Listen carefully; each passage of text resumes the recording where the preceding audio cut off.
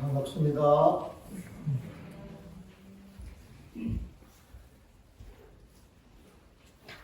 지난 시간에는 그 믿을 신자, 믿음을 가지고 한 말씀을 듣던 것 같아요.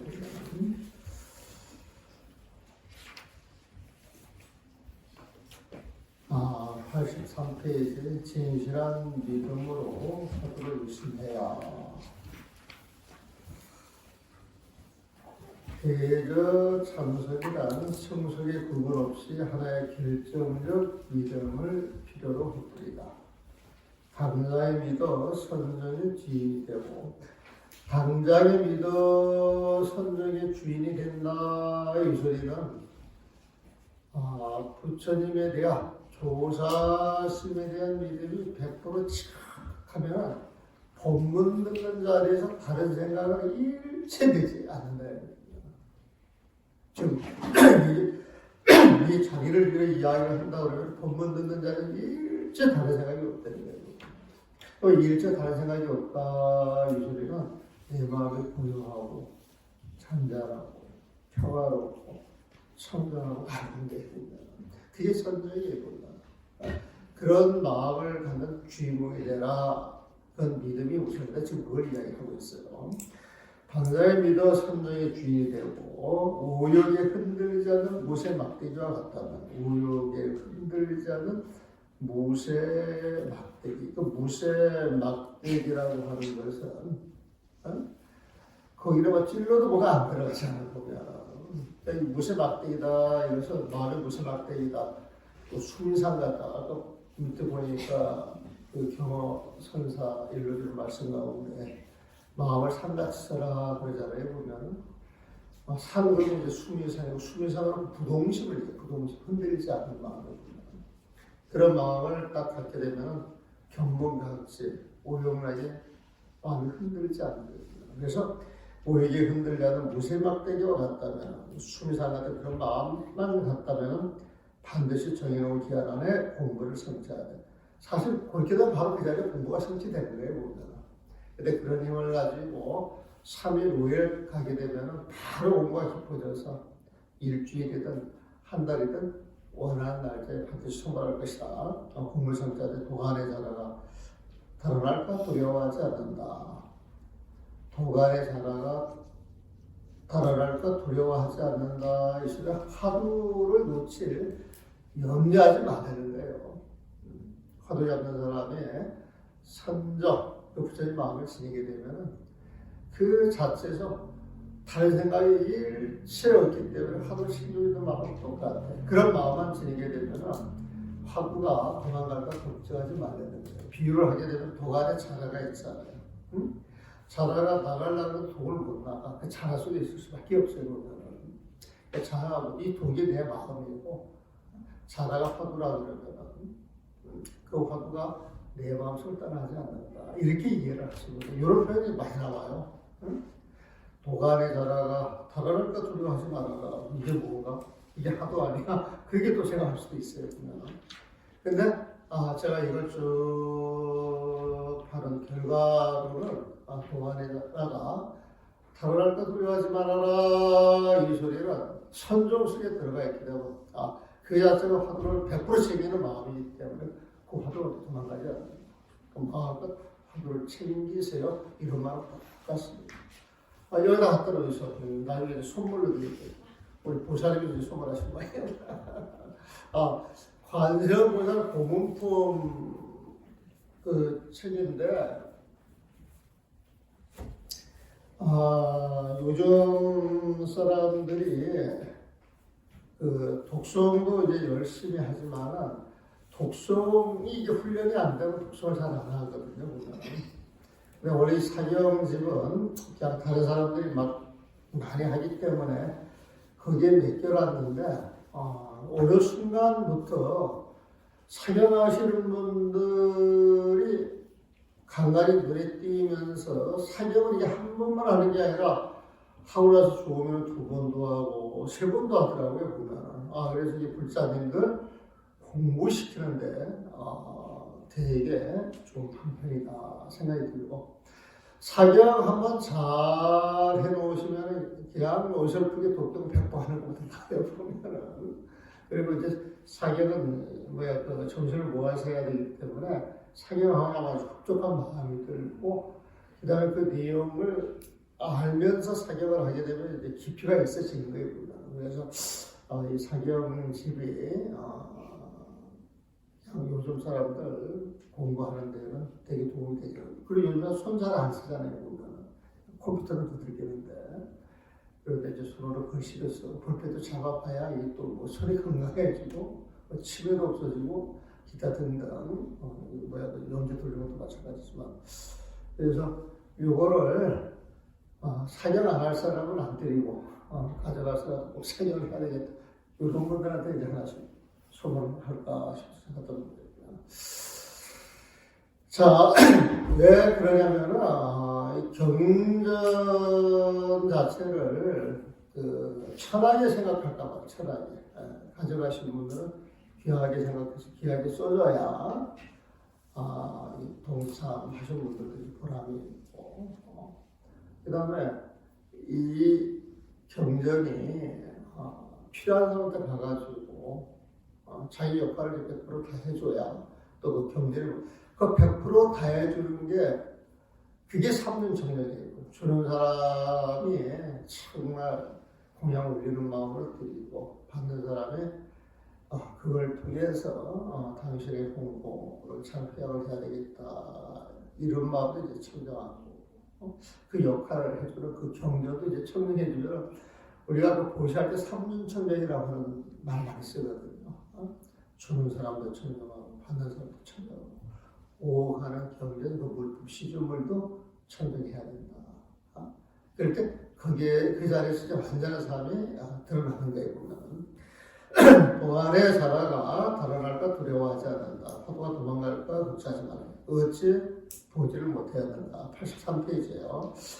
화엄화상의 선제 동자가 114을 지나 53선지식을 순례하고 무상가를 획득한 것도 이 하나의 믿음을 벗어난 것이 아니며 여기서 무상과 이게 깨달음이에요.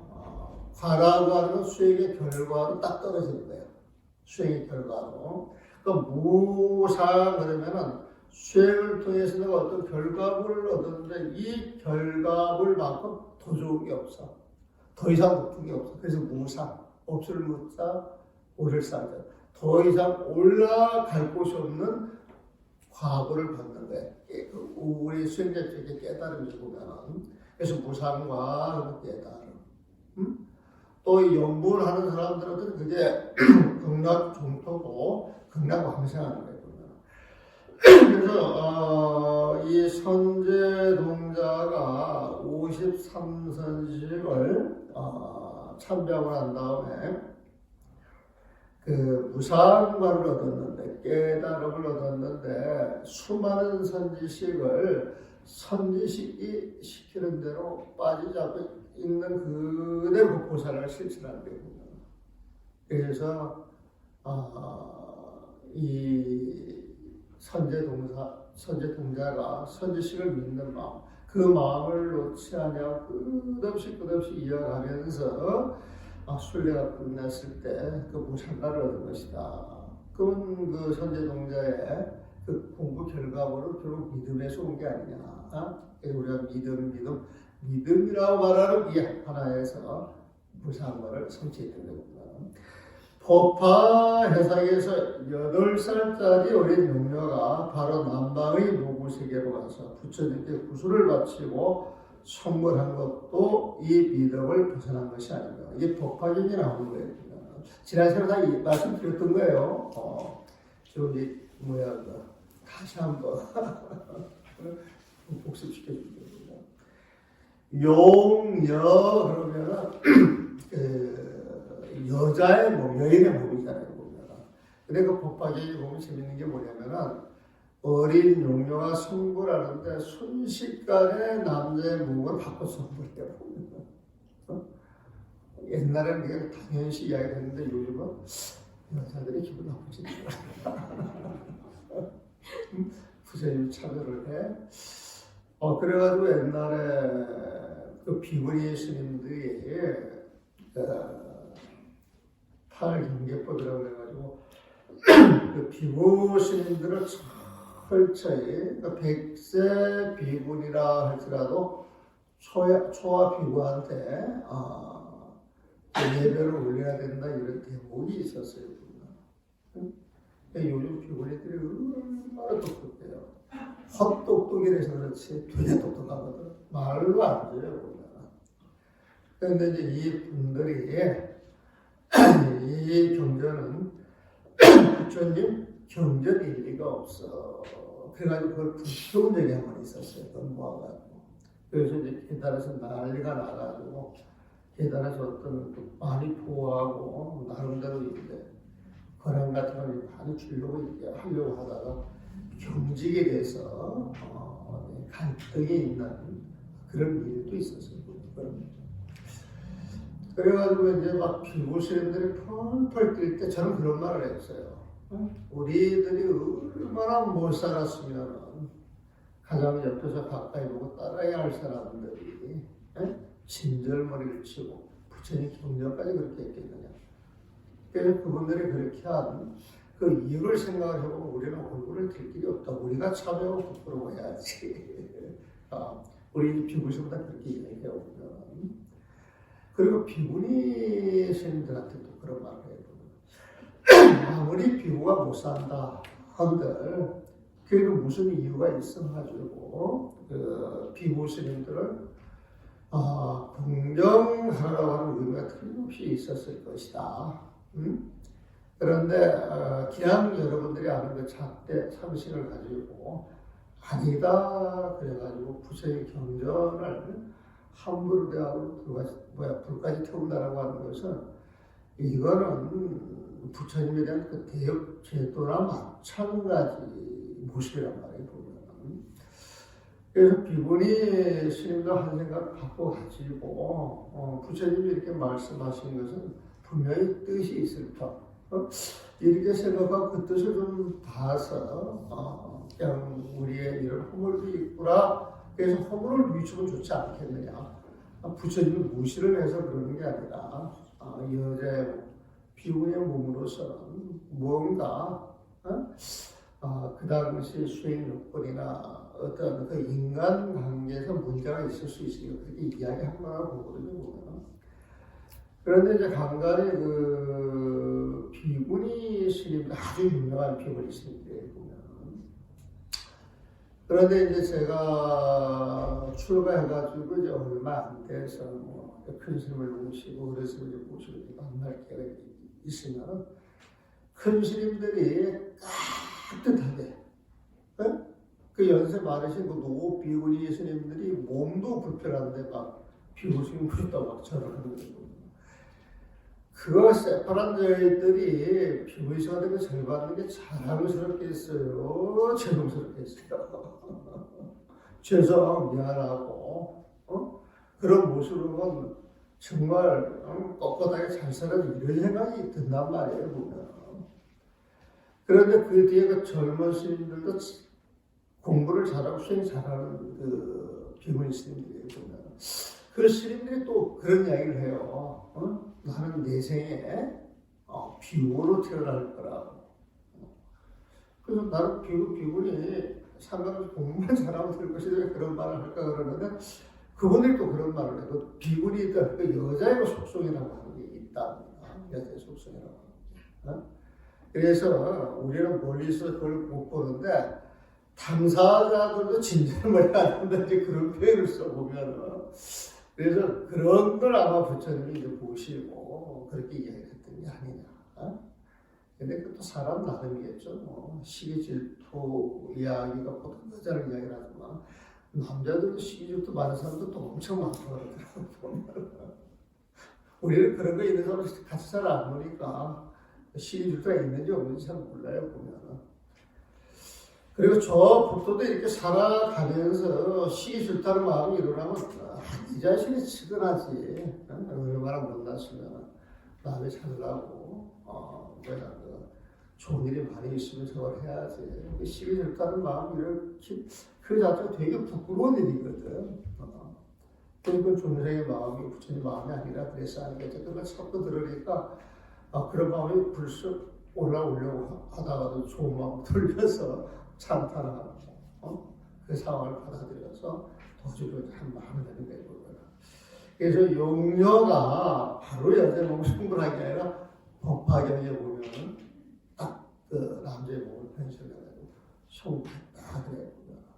그러면서 이 용녀가 부처님한테 여의조를 이렇게 탁 공양을 올리는데 부처님이 공양을 받는 이거 뭘 드릴 때 이게 딱 받는 거 이 순간에 일어나는 일이잖아요. 그런데 내가 송구하는 것은 부처님이 이 구슬을 내 손에 내 손에서 부처님이 이 구슬을 받는 그 순간보다도 더 빠르다 이런 표현을 해요. 이런 표현이 왜 나오냐면은 우리가 100% 믿음이 있는 데서 망념이 사라지기 때문에 망념이 사라지는 그 자리가 송구라는 자리거든요. 보면은 그러니까 망념자리 있는 그 자리가 송구라는 자리예요. 그래서 그 자리를 벗어나가지고 송구하는 게 아니고 그런 마음을 지닌 순간 그 자리에서 바로 성불을 하는 것이기 때문에 그런 성불이라고 하는 것은 뭔가 찰나 순간보다 더 빠르다라고 얘기해요. 그런 관점에서 이야기하는 거예요. 즉 여러분들이 살아가시면서 중생의 마음을 써서 부처님의 마음을 부르는 것이지 중생의 마음을 써서 부처님의 세상을 부르는 것이지 깨달음을 얻는 것이 이제 여러분들이 부처님의 마음을 쓰는 순간 그 자리가 깨달음이 있는 자리이고 성불하는 자리다. 이런 표현을 보셔야 돼요. 이런 표현도 잘 들여다보면 그냥 하는 이야기가 아니고 그런 장치가 숨어 사는 이야기를 보면 그 다음에 열반 회상에서 짐승 잡은 광액이 광액 도화라고 하는 표현만 해요. 도화할 때 도는 칼에 칼. 그러니까 도화 그러면 칼 들고 설치는 사람이야. 그 사람 이름이 광액이에요. 보면 아마 이마가 넓은 것 아니야. 그 광액이 짐승 잡는 칼을 놓고 설치고 나도 천벌 가운데 하나이다 라고 한 것도 이 믿음을 벗어나는 것이 아니에요. 이 광액이 어떤 스님한테 팔간제계를 받아. 팔간제계 아시죠? 나는 90년도 초반부터 우리 불자들한테 주는 개는 형식적으로 주고 형식적으로 받아서 지키지 못할 거야. 서로 빨리 알면서 그런 개는 아주 나쁜 개라고 생각이 들어요. 그래서 그것을 좀 바꾸려고 내 나름대로 그 당시 그 율주 스님들하고 이렇게 노력을 해봤는데 이 율사 스님들이 선지지범 개천을 할 줄 알아야 되는데 율사 그러면 나는 부처님 법대로 살아 이 생명에 꽉 쪄들어 있어가지고 융통성이나 인연 따라 그 법을 쓸 생각을 전혀 안 하더라고. 그래서 이분들하고 대화가 통하지 않는다. 다음에 또 어쩔 수 없으니까 내가 포기하고 말았는데 그러면서 이제 이 팔간제계를 보는데 이 팔간제계는 일일 일야에 하루만 지키는 하루. 그래서 개를 받고 나서 하루 지키는데 가장 중요한 게 불비식 때 아니면 먹지 말아라 이런 게 하나 들어가 있는데 그것은 단순해요. 그냥 점심때 지나서 아무것도 안 먹는 거예요. 아무것도 안 먹는 거예요. 그러니까 딱 하루만 지키면 돼요. 그래서 점심 때 안 먹고 오후 식사를 안 하니까 그게 쭉 넘어가가지고 그 다음 오후에 밥 먹을 때까지 이렇게 지켜주면 되거든요. 보면은. 그래서 그거는 최소 1일만 지키게 되면은 1일 1야게 하루나 하룻밤만 지키면 되는 게요. 보면은. 근데 이제 이 개를 받아가지고 나는 육제일날 지켜야 되겠다. 뭐 관음제일, 시작제일 그런 게 있잖아요. 정하는 게 있어요. 보면은. 나는 이거를 열흘 정도는 지킬 거야. 그래서 6일 해보니까 너무 좋아서 열흘 지키고, 열흘 해보니까 너무 좋아서 한 달 지키고, 한 달 해보니까 너무 좋으니까 10달 지키고, 그 다음에 평생 지킬 수도 있는 거란 말이에요, 보면은. 그런데 이제 그런 훈련이 안 된 사람들한테 딱 그 개를 고정을 시켜놓고 안 지키면은 지옥가 이런 식으로 겁나잖아. 근데 도망 가는데 기한님이 지옥 간다고 막 이야기하는 사람이 있어. 응? 그 시는 정말 그렇게 이야기해요. 그래가지고 그 시를 듣고 거벌레 스님들이 굉장히 많아. 내가 그 시를 딱 앉아놓고 스님은 지금 계획 몇 가지나 어기고 있는 줄 알아? 그러다가 또막 이야기를 해주고. 그러니까 우리가 이 개라고 하는 것도 개의 의미를 알고 개도 방편이거든. 방편이란 말이거든. 방편인 줄 알고 그 방편이 도 닦는 것, 잘 사는 것, 최상의 해물 얻어가는 그런 지침서로 써야지. 이 개 자체가 불생불멸의 개다 이렇게 집착하는 것, 이것도 우리는 그 집착이라고 봐가지고 금강경에서 내려치자거든요. 금강경 보게 되면은 수다원, 사다함, 아나함, 아라해가지고 사과가 있잖아요. 보면. 수다원이 뭐가 되냐면은 계율에 대한 집착이 끊어진 사람이 수다원이 되는 거예요. 그걸 계금치결이라 그러는데 계율에 대한 집착에서 벗어난 사람이 성인 사과가 가장 낮은 수다원가에 들어가는 거예요. 수다원. 그런데 수다원가 들어가지 못했기 때문에 계율에 집착을 하는 거예요. 진짜 공부인이 아니지. 그러니까 당신만 잘 지키면 되지, 다른 사람 걸고 시비할 필요가 있어요, 없어요? 없는 거예요.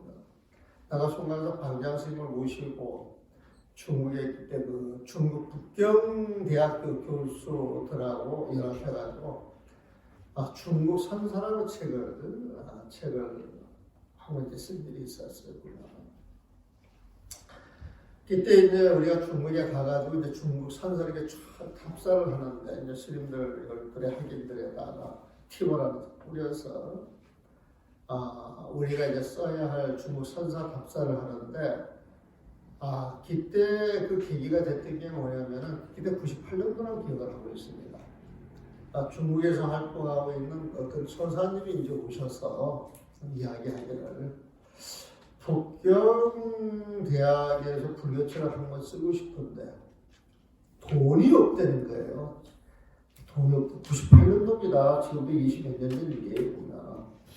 그러면서 얼마 없어서 그런데요. 그런데 5,000불이 없어서 책을 못 냈는데 5,000불이 없어서. 근데 중국 북경대학 그러면은 그 당시에는 그렇게 막 알아주는 것 같지는 않았어요. 보면. 근데 내가 볼 때는 중국 북경대학은 뒷날 하버드, 옥스퍼드 같이 될 학교거든. 내가 판단할 때, 그 당시 그렇게 판단을 해오거든. 그래서 이런데, 그 교수들이 불교책을 하나 써주게 되면 인문학이 선점하는 작용이 있고, 그리고 거기 그 교수들이 불교에 대해서 관심을 가져주게 되면 얼마나 좋은 일이라고. 그래서 그런 건 도와줘야 된다는 이렇게 딱 한마디 쓰더라고요, 보면. 그래서 이때 막 돈을 여기저기 구해가지고 내가 6,000불을 해서 줘, 6,000불을 해서. 그랬더니 이제 그 당시 그 북경대학교 교수까지 감동을 받은 거예요. 지금 살아계셔요. 류시엘이라고 그러고 유황 교수라고 지금 이제 연세가 90 가까이 됐겠죠. 아니야, 80, 90 됐을 거예요. 노 교수님이었거든요.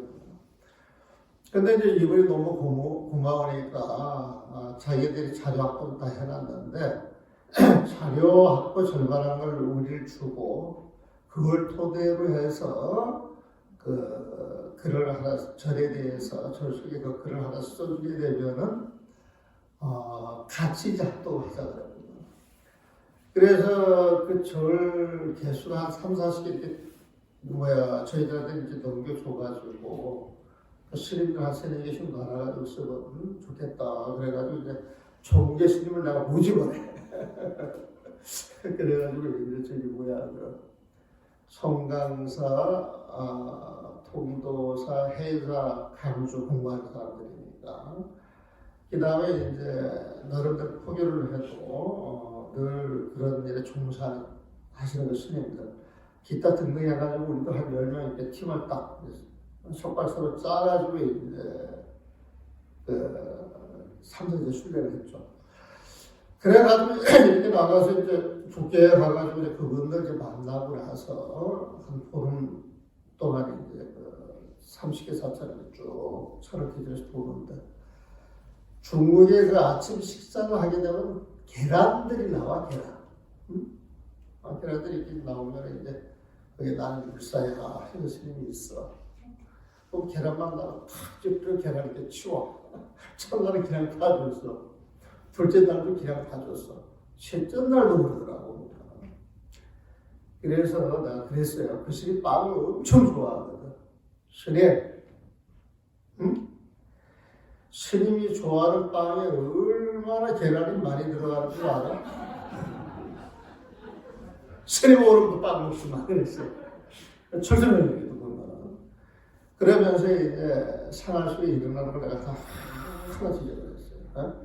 그걸 지키지 않으나 네 율사인적 흉내 내면은 유선자 100%를 지키고 그렇게 하면 안 됩니다. 지옥 갑니다. 그렇게 이야기를 하든지 100% 지키지 못하면서 조금 지키는 척하면서 그런 식으로 이야기하는 거 그게 더 나빠라. 되게 뭐라 그랬어.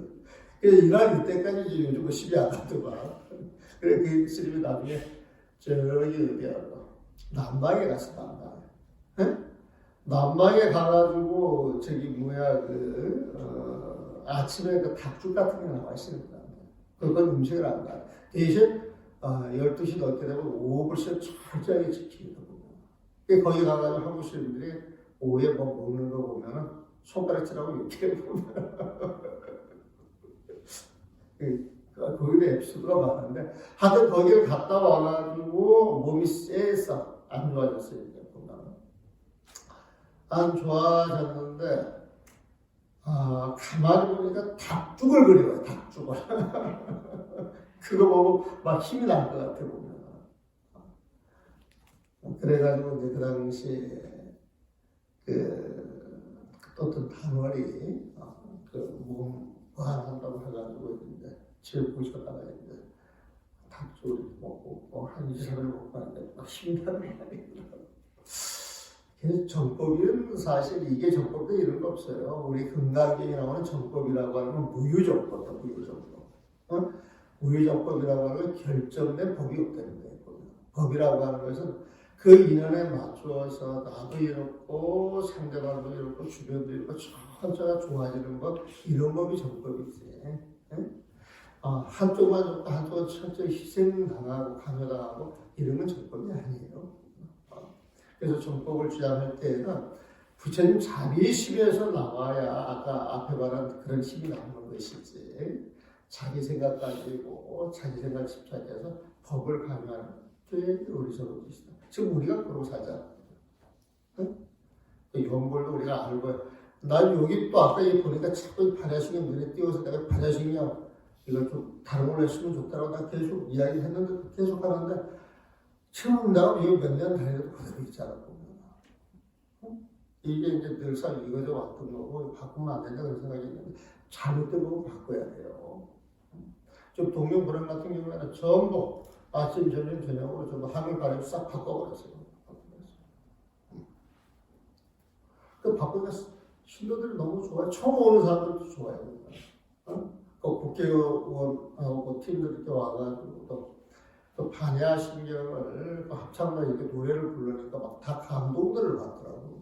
아니 뭐가 감동을 줘야지. 지금 반야신경 해가지고 감동 줘요. 오는 사람 주눅들게요. 그 반야신경 물어보면 제대로 설명해 주는 사람 있어요. 전부 주눅들어가지고 버벅대요. 그거 다 망하는 법이거든. 근데 망하는 법을 왜 그렇게 답습해가지고 살냔 말이야. 그게 답답한 거지. 그게 꼰대예요, 꼰대. 다른 게 꼰대가 아니라.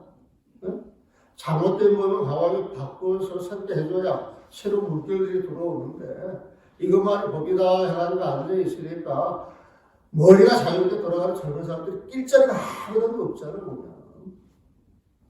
그래서 꼰대라고 하는 나이가 들어서 꼰대가 아니고 어떤 자기 생각 잡혀가지고 자기 기득권을 지키려고 하는 게 꼰대들이거든. 꼰대의 의미는 그런 식으로 해석을 하셔야 되고요.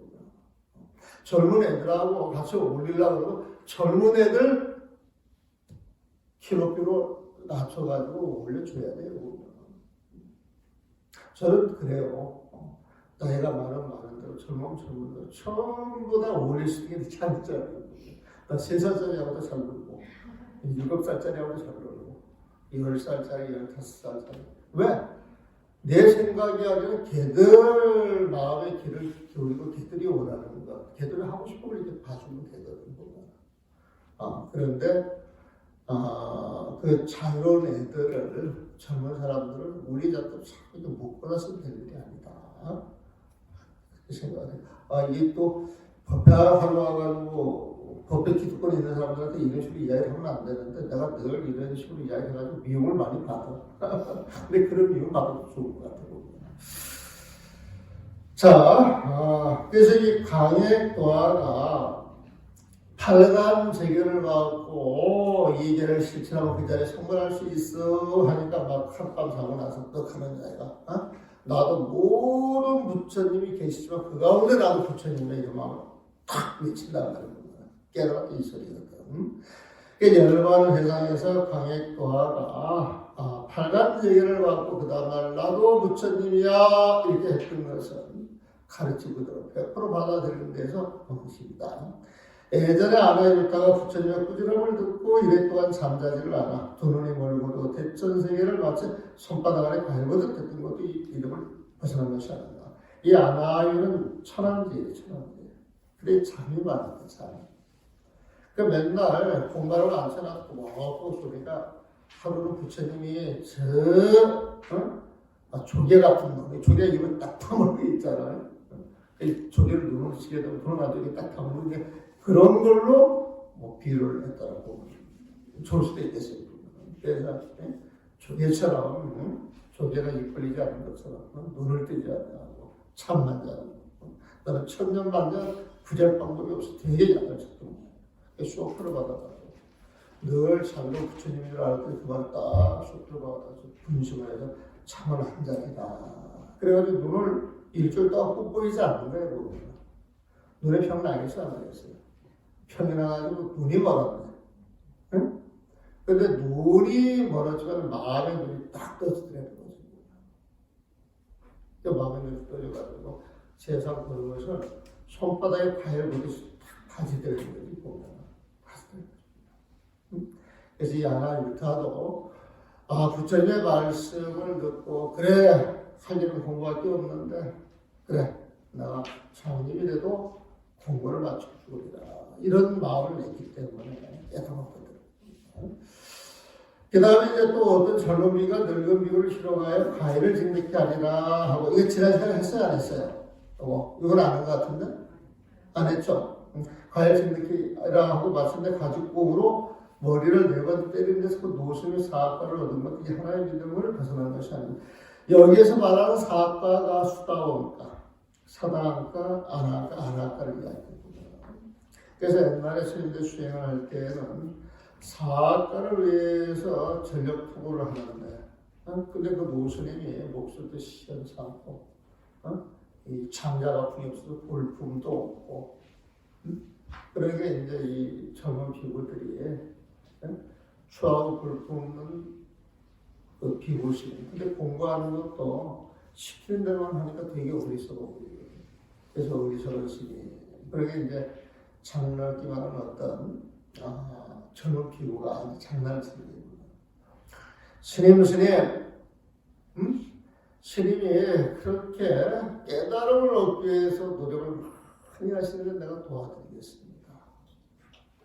내가 이 공으로 스님 머리에 탁 던져가지고 딱 한 번 던질 때 수다옥가를 넣고 두 번째 딱 맞으면 사다옥가를 넣고 세 번 맞으면 사다옥가를 넣고 안학가를 넣고 네 번 맞으면 아라 성공합니다. 그러면 이 비구가 여태까지 그런 말을 해준 적이 없는데 이 젊은 배가 그렇게 하니까 막 환희 시비 나가지고 우리 그 젊은 비구스님께서 하시는 대로 제가 믿고 따르겠습니다. 그래서 공을 하나 탁 쳤는데 수당권 얻기 때문에. 어? 2번 쳤는데 사당권을 얻은 거예요. 3번 쳤는데 안 한다고. 4번 치니까 안 한다고. 어? 그래서 이 모 스님이 장남비 어린 젊은 비고 공 4번 맞아 죽음으로 인하여서 믿음이 절실했기 때문에 그 자리에 사건 없다. 이런 이야기가 있어요. 이런 이야기가 있어요. 이것도 믿음을 벗어난 것이 아니다. 여기에 이제 이렇게 실려 있어요. 비슷한 이야기가 다른 데도 있습니다. 그 다음에 양기 스님이 자명화사를 참여하여, 이제 양기 스님이, 자명 스님이 이제 선지식이라 그래가지고 이제 찾아갔어요. 찾아가가지고 10년간 그 모시고 이제 원주 도감노릇을 하는 거예요. 그러면서 이제 본인은 공부하러 왔으니까 탁 와가지고 기회만 되면 이제 스님한테 찾아가서 내가 이만큼 원주를 했으니까, 이만큼 사중을 위해서, 대중을 위해서 열심히 노력을 했으니까 법을 일러주겠지. 그래서 찾아갔어. 찾아가가지고 스님 법에 대해서 물을 게 있습니다. 그러니까 오늘 바쁜데 다음에 와. 이렇게 들려오거든요. 그래가지고 법을 물을 때마다 오늘 바쁜데 다음에 와. 그게 1년이 가고 2년이 가고 3년이 가고 10년이 가고 그랬어. 10년 동안 노자 열심히 하고. 그러니까 이 양기 스님이 죽어라 10년을 일을 해도 이야기가 안 해도 너무 야속한 거야. 이 선지식으로 인연이 없는 모양이다. 다른 사람들은 잘 깨치는데 나는 왜 이 모양이야. 그래가지고 거기를 떠나려고 이제 저기 마지막에 이제 스님한테 이제 인사를 드려요. 스님, 제가 법을 구하러 왔는데 한마디 말씀도 읽어주지 않아서 제가 여기하고 인연이 없는가 싶어가지고 떠나갑니다. 그랬더니 차명심이 그러는 거예요. 난 너한테 매일매일 법을 읽어줬는데 매일매일 법을 읽어줬는데 이 말을 탁 깨치는 거예요. 자, 자명스님이 선지식 깨달음을 얻으신 분이라고 그러면 그분의 일거수 투족이래요. 일거수 일투족이 적이 아닌 게 없어. 부처님 법 아닌 게 없는 거예요. 늘 자기는 그런 마음을 가지고 있기 때문에 한마디 말 던지고 생활하는 그 모든 것이 부처님 법이 드러나는 것인데, 자명스님 그걸 훤히 알고 있지만 모르고 있는 건 누구냐? 양기 스님만 모르고 있는 거야. 법이 다른 데 있는 줄 알고 던져줘서 얻는 줄 알고. 그 법이라고 하는 건 그 법을 펴는 사람 그걸 봐가지고 그 마음속으로 들어가서 그 행이 느껴져야 법을 얻는 것인데, 그 법이라고 하는 건 스님이 일러줘서 그 법을 받아가지고 뭘 해야 된다라고 그게 딱 집착한 거예요. 스님의 실체를 못 보고 자기 머릿속에만 법을 생각하고 있어요. 그런 생각을 가지고 자명스레 법을 볼 수 있겠어요? 없겠어요? 법을 못 보는 거예요. 그런데 이제 맨 마지막에 또 하는 얘기가, 난 너한테 법을 안 일러준 적이 없고 늘상 법을 보여줬는데 이게 쇼키한 말이 아니에요.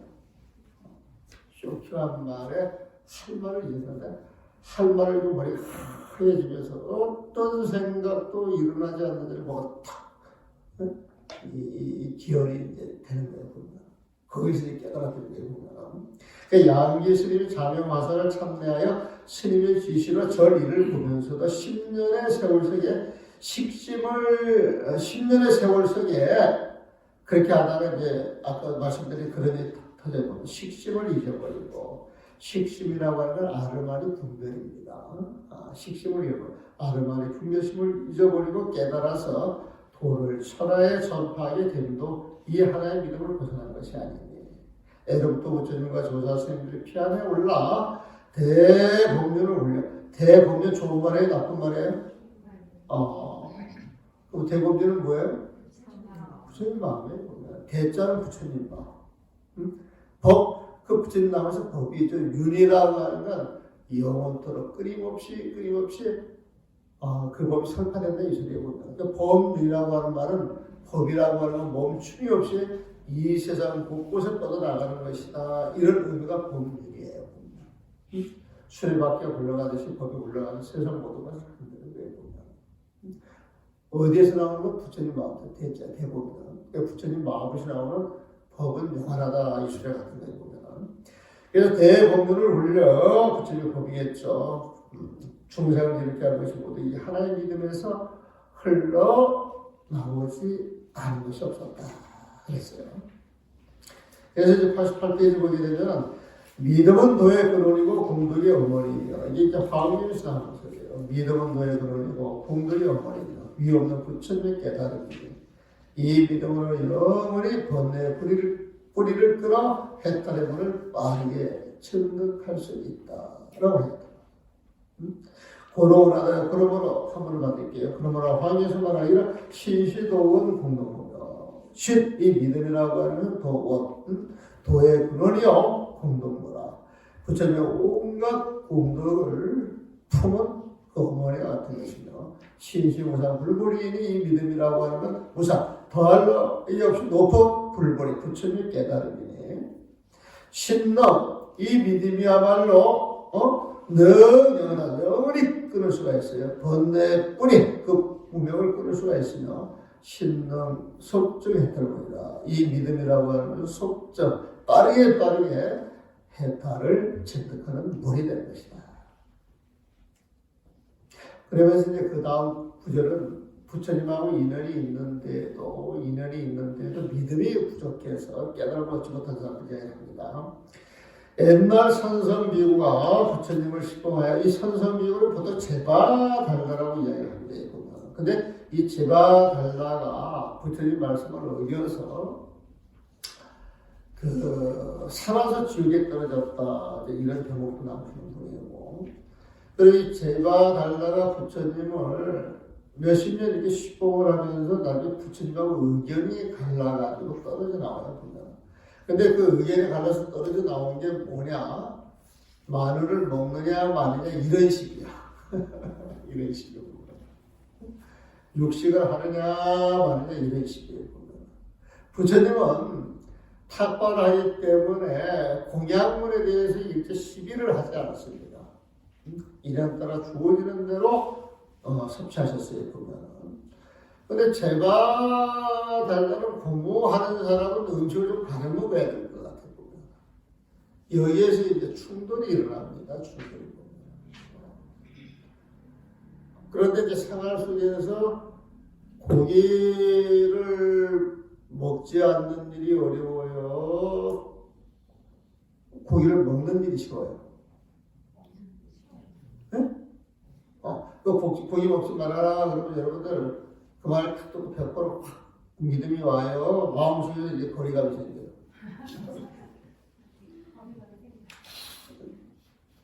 그런데 그래 12분별보다 어떤 그 먹는 인연이 이제 딱 주어졌어요. 거기에 대한 12신 분별심이 없는 마음을 그 자리에 가질 수 있어요. 12신 분별심이 일어나요. 중생들은요 12신 분별심을 일으킵니다. 그러니까 우리도 어디 가면 늘상 공양처럼 막 이렇게 하는데 내가 12신 분별심이 없어도 상대방과 공양을 하면서 그 사람들 끊임없이 시비하고 분별하겠어요? 안 하겠어요?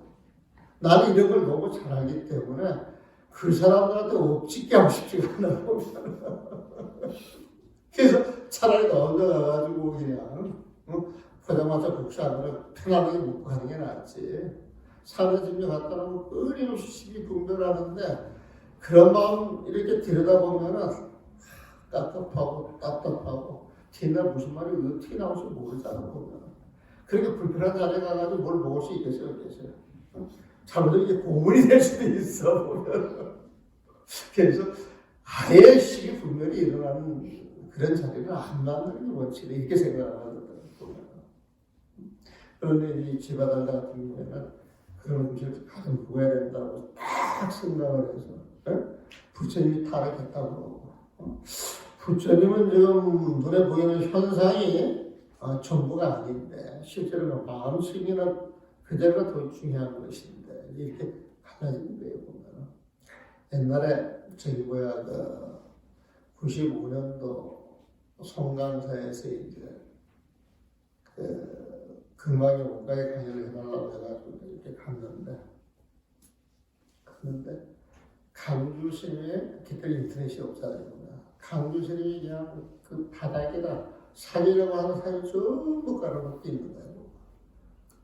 우와 하세요 그랬더니 저희 부산대학교에서 고봉스님 행장을 지금 정리를 하는데 글이 하나 해결이 안 돼가지고 아마 이 고봉스님이 16국사에 보면 저기 뭐야 송강사 그 자손들한테 물어보면 잘할 게 아니냐 그래가지고 이제 그런 문의가 왔어. 문의가 와가지고 이제 글을 풀어서 보내줘야 되는데 그 글을 풀어가지고 못 풀어주면 망신이잖아. 응?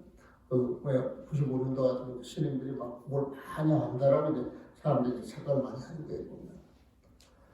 그래가지고 그거를 보니까 내가 무슨 말인지 알겠더라. 이게 글이 뭐냐면은 그 반윤물 대륜물이라고 하는 그 표현이 나와요. 그 내용이 뭐냐면은 고봉화산이 꿈속에서 나홍스님을 만나. 나홍스님 큰 선배. 16국사가 있게 하게 그 뿔이야, 뿔. 근데 이 고봉스님이 나홍스님을 평상시에 대륜물을 생각해, 대륜물. 클 때자, 우리가 윤리할 때도 윤자. 그 다음에 그 물건할 때, 인물할 때도 물제, 대륜물을 생각을 했는데, 하여튼 나홍스님을 또 만났더니 나홍스님이 보니까 고기를 뜯고 한 잔 마시고 있는 거야. 술 한 잔 마시고 고기를 탁 칼로 이렇게 자르게. 그러니까 이 고봉스님이 의아할 거 아니에요. 보면 큰 스님 같으면 고기술 먹어야 돼, 안 먹어야 돼? 대답들이 책을 그리 말하고 저도 고기술을 안 먹어야 된다라고 생각을 하잖아요. 조통이고. 근데 이제 그걸 먹으니까 반윤물, 허반윤물, 하나만 하잖아요. 반윤물이에요, 반윤물. 응? 그래가지고 대륜물, 반윤물 뜻이 뭔지 몰라가지고 절절절절 내더라고. 근데 여러분들 답 알겠지? 대륜물을 생각했는데, 응? 고기하고 술을 먹으니까 이게 뭐야 반윤물로 해서 그래가지고 이 보고서가 나오시한테 묻는 스님 경계가 어떠합니까? 허야 그런단 말이에요. 허야. 허자는 비로자 이양은 알지 허야. 응? 헛거야 이양. 중국 사람한테 물어보는 몰라서 씨양. 비로자 허공어자에다가 한일자에다가 모양 양자를 써.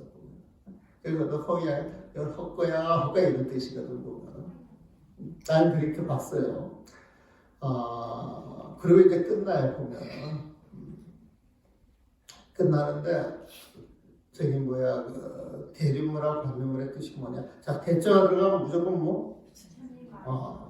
부처님 마음에서 어떤 질서를 처하는데 부처님 마음에서 우리가 최고 아니에요 보면. 물은 인물물이죠. 그러니까 대륜물은 부처님처럼 생각한다 이거예요. 부처님처럼 생각한다. 그런데 보니까 술고기를 먹으니까 조금 깔보는 마음이 생겨야 안 생겨요? 실망한 마음이 생겨야 안 생겨요?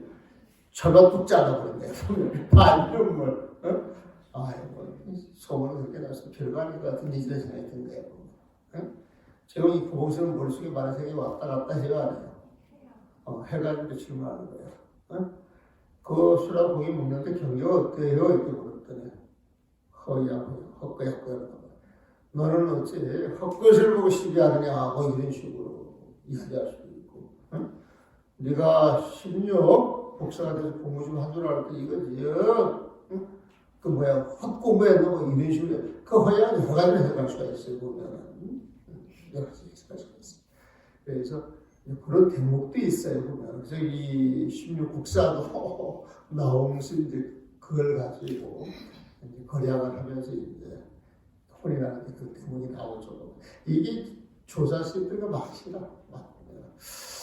그가 옛날 선성기가 부처님을 시봉하면 그 곁을 20회 동안 떠나지 않고 있었지만 20년을 시봉했지만 이 하나의 믿음이 없었기에 부처님이 탁 한마디 일러가지고 괜찮아 그러면 믿어야 되는데 이 하나의 믿음이 없었기에 자기 생각으로 거룩한 도를 이루지 못하고 산채로 지옥에 떨어졌던 것이다. 이 제바단다가 이 부처님 몸에 또 손을 내게 돼가지고 문제들이 생겨 음해하기도 하고 그래서 하람지옥 사조지옥에 떨어지게 돼. 그러면서 이제 신혼거사를 약합니다. 오늘날 신혼거사는 비록 부귀한 가운데 살면서도 이런 결정적 믿음을 가질 수 있었다. 그가 지난 25년에 산에 올라가서 나를 만나려다 뜻을 이루지 못하고 돌아간 적이 있다. 그리고 그 다음에 겨울 지공거사와 함께 방문해서야 비로소 내 원안에 들어올 수 있었다. 사람을 만날 때 그런 거 있어요. 쉽게 만나주면 쉽게 생각하는 게 있어. 근데 어렵게 만나면 또 이걸 대단한 기쁨을 생각할 수가 있어요. 그래서 내가 인호라면 살면서 소문이 잘못 나가지고 굉장히 만나보기 어려운 사람 이렇게 이제 소문이 났는데 늘상 그런 생각을 갖고 있던 사람들이 5년 만에 10년 만에 20년 만에 이제 인호랑 딱 올라와가지고 표정을 보면은 그 감동하는 표정을 내가 되게 미안하게 생각을 해보면 아마 이 신혼거사도 고봉신 백기를 굉장히 이제 원했는데 딱 왔을 때 한마디 부르거든요. 한번 있었던 모양이구만. 그런데 지공거사라 그래가지고 여기 지공풍교도라 그래가지고 이걸 소문 쓰신 분이 있어요. 서울시 글고 와가지고 자 글을 이렇게 정리해 주시는 분이니까 고봉수리 마을은 굉장히 신했겠죠 보면. 그러니 이제 지공거사를 앞세워서 고봉수를 만나. 고봉수님이 네가 나에 대한 그 실한 마음이 없으면 그렇게 안 했을 것입니다. 네? 그래가지고 이 사람한테 해주는 법문이에요 지금. 네가 그런 믿음이 있었기 때문에 네가 공부하려고 마음 공부를 되게 잘할 수 있겠네. 그래 내가 공부를 시켜줘야 돼. 네? 그래가지고 이제 당신이 이하도 저하도 들다가 마음뽑기 일기 합서라고 하는 그 화두를 통해서 공부가 이제 돈발있잖아요. 돈발 공부. 그래서 이제 그 화두를 줘가면서 공부시키는 그 방법이 그 다음번에 나와요. 그거는 이제 다음 시간에 마무리하도록 하겠습니다. 오늘 여기까지 하겠습니다.